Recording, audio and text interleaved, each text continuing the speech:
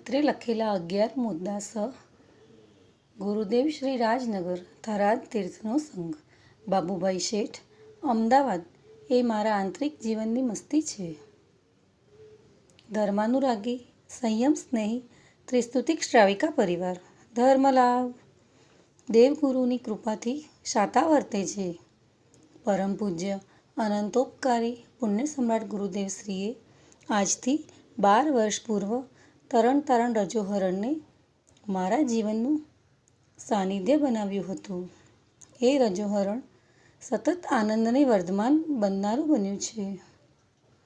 પૂજ્ય ગુરુદેવશ્રીની નિશ્રામાં 3 વર્ષ 11 મહિના અને 25 દિવસ અને બાકીનું સંયમ જીવન તેમના જ આજ્ઞા ક્ષેત્ર હેઠળ પસાર થઈ રહ્યું છે. સંયમ જીવનના 11 વર્ષના પર્યાયમાં પૂજ્ય ગુરુદેવના જીવનમાંથી ઘણું બધું શીખવા મળ્યું છે. તે અંતર્ગત 11 મહત્વના મુદ્દા અત્રે નોંધું છું. આ મુદ્દાઓથી મારું જીવન ખૂબ જ પ્રસન્નતાસભર બન્યું છે તથા 11 મુદ્દાએ ઘણી બધી ઘટનાઓમાં મને સ્થિર પણ રાખ્યો છે. ઈચ્છું છું તમે સૌ પણ આ મુદ્દાઓને મહાવરો કરી જીવન તે યોગ્ય બનાવશો. દલીલબાજીથી દૂર રહેવું. ચર્ચા વિચારણા કરવી પરંતુ દલીલ ન કરવી. સાચા માણસના અભિપ્રાયને બરાબર સાંભળવો.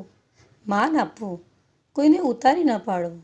મનમાં પાપ રાખીને કોઈ પણ કાર્યની શરૂઆત ન કરવી.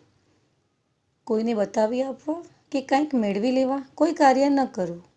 બીજાની ઈચ્છા તેમજ વિચારો તરફ ધ્યાન કેન્દ્રિત કરી કાર્ય કરવું. અન્ય વ્યક્તિને આપણાથી દુઃખ ન થાય તેવી પ્રવૃત્તિ કરવી. જે ઘરમાં કોઈ હોઈએ તે ઘરના કોઈ પણ મેમ્બરની આડકતરી પણ નિંદા કુતલી ન કરવી. ઘરના, પરિવારના, ગ્રુપ કે સમુદાયના દરેક વ્યક્તિને પોતાના માનીને ચાલવું. કોઈથી આગળ વધવા ગુપ્ત રીતે પણ કોઈની નિંદા ન કરવી. પોતાના વિચારોને ખુલ્લા તથા સ્વતંત્ર રાખવા અને ભૂલ થાય તો તરત જ એકરાર કરવો. મનમાં કપટ રાખીને કાંઈ કરીએ તો આત્મા પીડાય. સ્વની ભૂલ હોય તો જાહેરમાં પણ ભૂલની સ્પષ્ટતા કરવાપૂર્વક માફી માંગવી. અંગત આરોપ કે અંગત આક્ષેપ સહન કરી લેવો પરંતુ સમુદાય, સંઘ, સંસ્થા, શિષ્ય, ગુરુભાઈઓ આદિ ઉપકારીજનો ઉપર મુકાયેલ ખોટા આરોપનો જાહેરમાં પણ જવાબ આપતા ન ડરવું. કોઈ પણ કાર્યની શરૂઆત કરતાં 100 વાર વિચારવું પરંતુ કાર્ય શરૂ કરી લીધા પછી પારોઠના પગલાં ન ભરવા. અત્રે પારોઠના પગલાં શુભ કાર્ય અંતર્ગત વિચારવું. અર્થાત લોકોના ડરથી, વિરોધથી, અણસમજથી કાર્ય છોડવું નહીં. નાનામાં નાનો વ્યક્તિ પણ મર્યાદાપૂર્વક વાત કરે તો તેને બરાબર સાંભળવી. આપણી ભૂલ હોય તો દૂર કરવી. સૌના ગુણ સ્વીકારવાની તથા સાચી વાત સ્વીકારવાની તૈયારી રાખવી. જેની જવાબદારી લીધી છે એનું આત્મહિત કોઈ પણ ભોગે સાચવવું. તેના માટે કઠિનમાં કઠિન સંયોગો પણ સ્વીકારવા તૈયાર રહેવું. સંબંધ સાચવવા માટે સાચા વ્યક્તિ સાથે ક્યારેય અન્યાય ન કરવો. કાચા કાનના ન બનવું. દરેક સ્થિતિમાં આત્મા પ્લસ શાસન યાદ રાખવો. એક પણ પળ આત્મા ન ભૂલાય તેની તકેદારી રાખવી. 11 વર્ષના પર્યાયમાં પૂજ્ય ગુરુદેવ પાસેથી ઘણું બધું શીખવા મળ્યું છે. તેનો સતત આંતરિક આનંદ છે.